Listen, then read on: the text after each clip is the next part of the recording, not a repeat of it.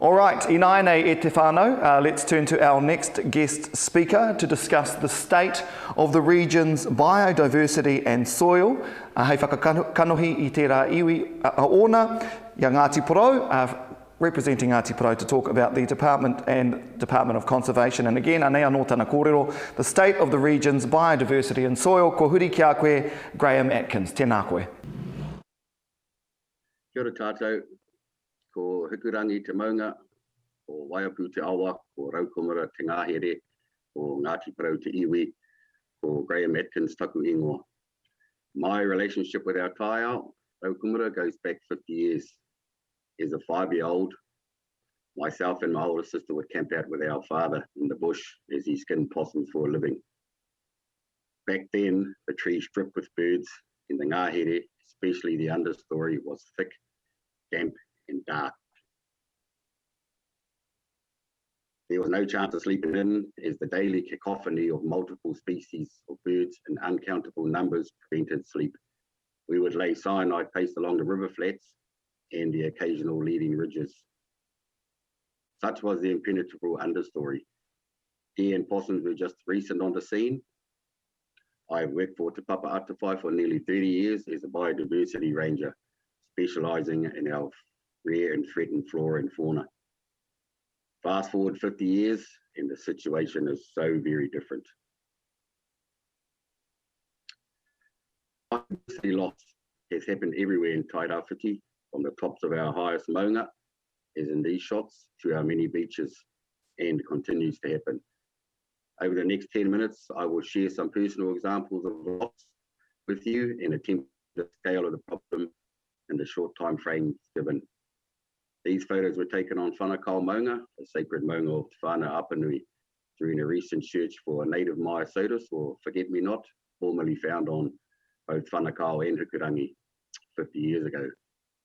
Because of the limited terrain that you can walk around on safely, on both maunga, we literally walked in the very footsteps of the researchers who found the Myosotis in the early 70s. After weeks searching earlier this year, we failed to find a target species. Coincidence or not, the disappearance of the species matched the spread of deer through our alpine areas. These two photos sort of show you the effort that's gone in to look for the Alpine plants. And so, yeah, these photos were taken on Whanakau and Hikurangi earlier this year. So the effort to search for Myosotis amabilis, that was the target species, was undertaken by representatives from Te Papa, Whānau Apanui, and Ngāti Porou. The plant on the left is Pimelia buxifolia, pretty little native daphne. Most of our Pimelia have specialised pollinators, and this species is no different. It is a species of daytime flying moth that is solely responsible for the pollination of Pimelia buxifolia. Records from the 70s show that Pimelia buxifolia was once widespread and common and was a major component of alpine shrublands on Hikurangi and Whanakau. Now it exists in nooks and crannies that are up out of reach from deer. Lose the plant and you lose the pollinator. Lose the pollinator and you lose the plant. Second photo shows the abundance of alpine species, including Opua kormata, our alpine buttercup, and a steep gorge that deer have no access. Many of their species shown are palatable to deer and provide a glimpse into the past when our alpine areas were deer-free, and a vision for the future. Forest collapse, it's all the rage at the moment. So aerial views of death in the canopy. Photos on the left show widespread death of emergent species above the canopy. The dead species in the left photo on the left are predominantly tōtara. Photos on the right shows tree death in the canopy, and those trees are predominantly northern rata. Uncontrolled possum numbers are responsible. When you lose species out of ecosystems, you end up with food gaps in the year. The loss of this food resource for the birds will last for centuries. So the view from the forest floor, ground level destruction caused by possums and deer. elimination of the understory, as you can see in the photo on the right. And research has shown that in high altitude forests, horse tortola is one of the main species in possum diets. They eat the expanding leafy shoots during summer and the terminal lateral shoots and buds in the winter. Possums tend to eat a lot of foliage in one sitting. The slow growth rates of tortola species, and their long-lived leaves, and the small total leaf area on mature trees enable a low population possums to have an extreme impact through defoliation. In the photo on the right, the moss stuff layer is long since gone. Deer walking up and down these slopes that cut through the protective mantle, allowing the heavy rain to wash the layer downhill and into the streams and creeks.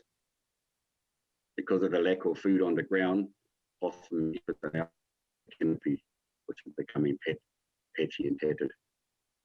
Canopy now allows more sunlight and wind in to dry out the ngahere, which will make future seedling establishment problematic. This just shows some of the sort of consequences of what's happening. So these are two species of native slug, and they're about as long as your phone and are probably new to science. And they're associated with tukutuku, our native tree fuchsia. They live under the bark, which sort of hangs off on the big tukutuku in sheets. Tukutuku is suffering terribly from possum browse at the moment. So these slugs are only found in damp high altitude forests above 1,200 meters. And the slugs are genetically distinct from slugs on neighboring peaks. Deer and possums are causing their habitat to dry out. This is another species that anecdotal evidence and plus my personal observations. So Pepeketua or Hochstetter's frogs, one of our 3 remaining species of native frog, are declining across the Raukumara. Their preferred habitat is damp seeps at the head of small streams. These are the very habitats being impacted the most by uncontrolled introduced animals. The beautiful camouflage, as you can see by the photo. Yeah, so ecosystem services. This is the Waingakia catchment, which is directly in behind Mount Hukurangi. Open and drying out, so hard to spot anything green on that forest floor. The ngahere and its protection valleys have been severely compromised.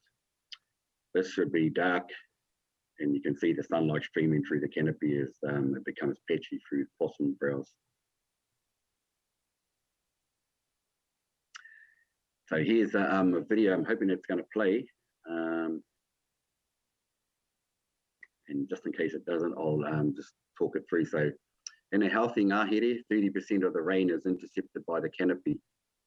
30% is dissipated down the trunks, and what remains was soaked up by the huge mossy blanket that used to cover everything. I can recall sitting up to my knees in places in this moss. This mossy blanket would soak up even the heaviest downpours and slow release them through the year, thereby regulating streams and creek flows, even during droughts. Now no more, as you can see in those images. This video shows the remnants of the mossy blanket on the steep sheer faces of Whanakau Maunga. The higher parts of Raukumara receive over 4 meters of rainfall per annum. Think about that for a minute. These next series of photos show what's happening when the protection values of the Raukumara are compromised.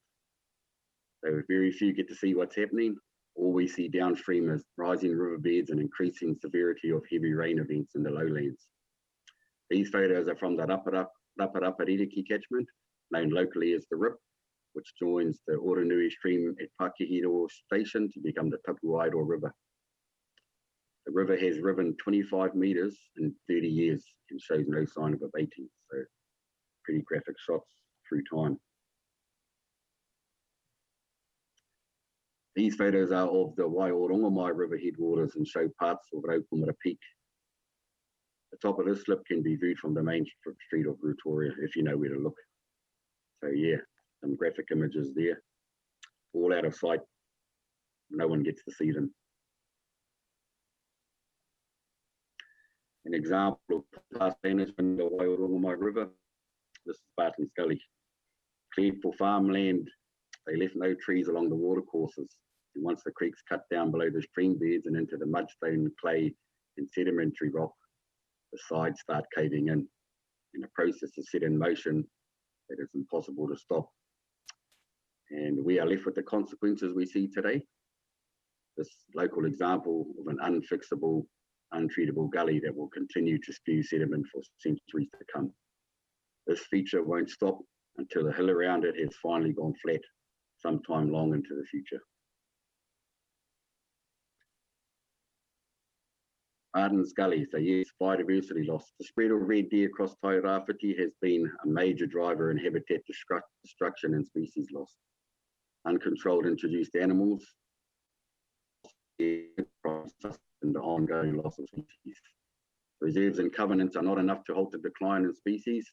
Deer can simply sail over the fence and rarely do. Each generation accepts things the way they are, thinking that's how it's always been. When some of us know, oh so recently, it was so different. There are no places left in the Raukumara to show how it used to be. There has been no dawn chorus in the Raukumara Ranges for 10+ years. Yeah, so that's only half the story. And so here's a photo of where it all ends up on the beach where I live down at Tikapa. And so what we do on the land affects the marine. So yeah, we need to be taking better care of what we already have. It used to do the job for us, so yeah. Kia ora rā. Thanks very much, Graeme. Graeme Atkins there from Ngāti Porou, the Department of Conservation.